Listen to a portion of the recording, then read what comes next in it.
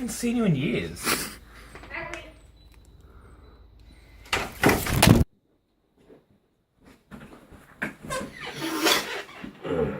Today, we're going to be reviewing the third installment of the Chipmunk franchise, Alvin and the Chipmunks 3, Chipwrecked.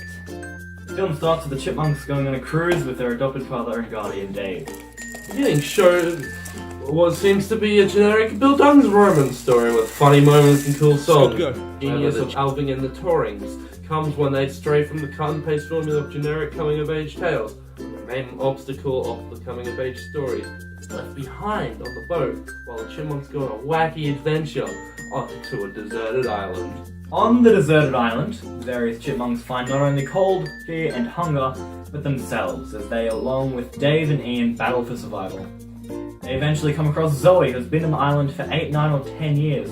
She'll be important later. The chipmunks begin and finish their character arcs whilst continuing to fend off eventual starvation. However, Dave and Ian manage to finally find the chipmunks and Zoe. This meetup is unfortunately timed with an active volcano on the island about to erupt.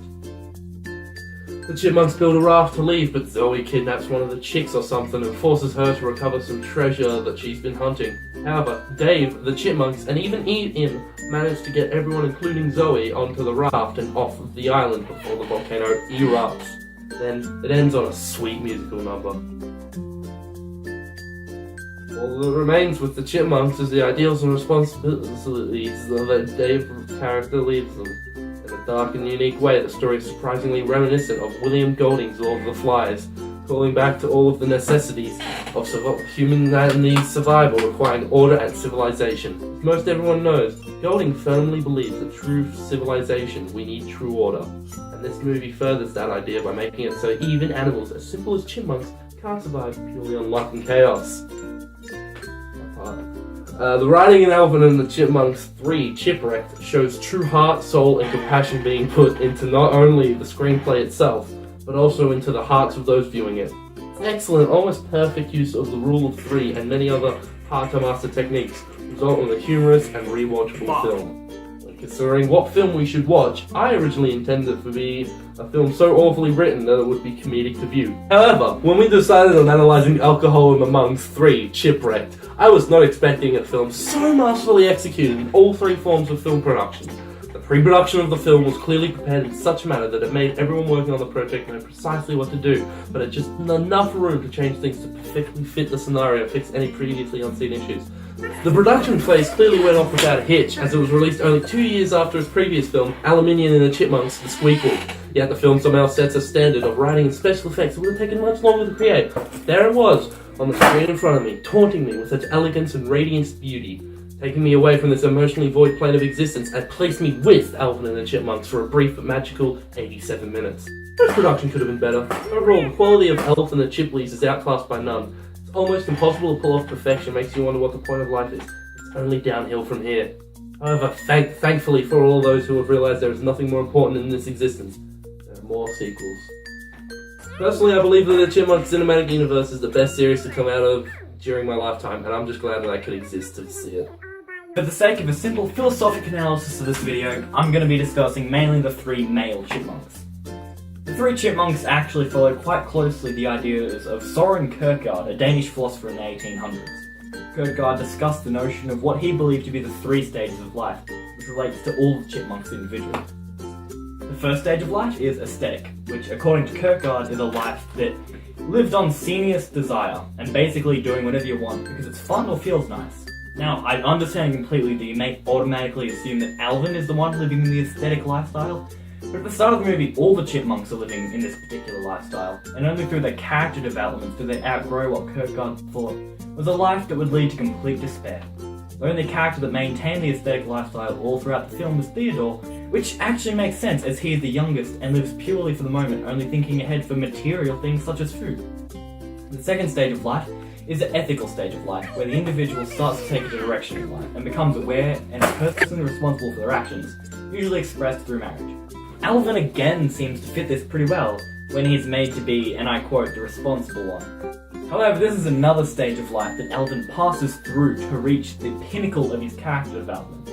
The chipmunk that fits this mold well is, you guessed it, Simon, the genius kid with glasses. Simon's character arc and development comes as an actually different character altogether, Simone. As Simone, he gets a girlfriend, puts her life in danger by giving her gold that the crazy lady was on the island for. When Simon eventually snaps out of this character of Simone, he has to take full responsibility of his actions and be able to devote himself to the cause of his girlfriend, Glasses Monk.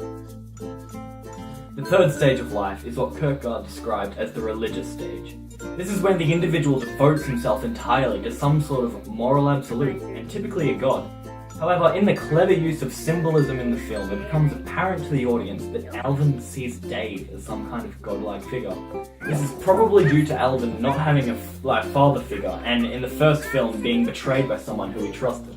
Alvin is completely devoted to Dave, and after taking responsibility for his actions that led to the chipmunks being stranded on the island, assumes that the godlike figure of Dave has abandoned him for his sins.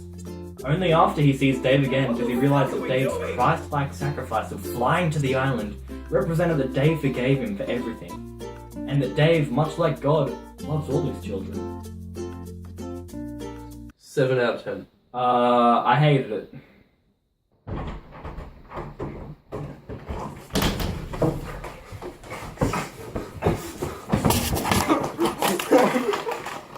Albert, stop it! Albert, no, Albert, give that back. It cost $10, Albert.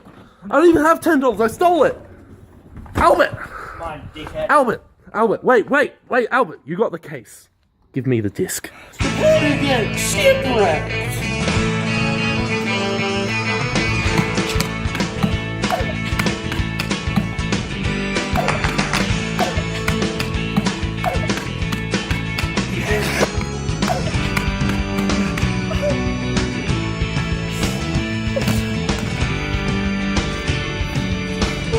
Feel better, Gerard? Yeah, a little bit.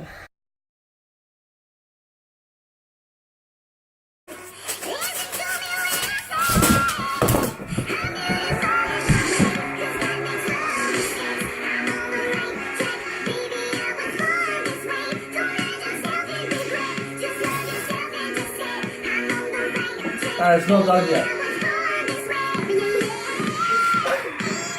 Albert. It's not done yet. Fuck!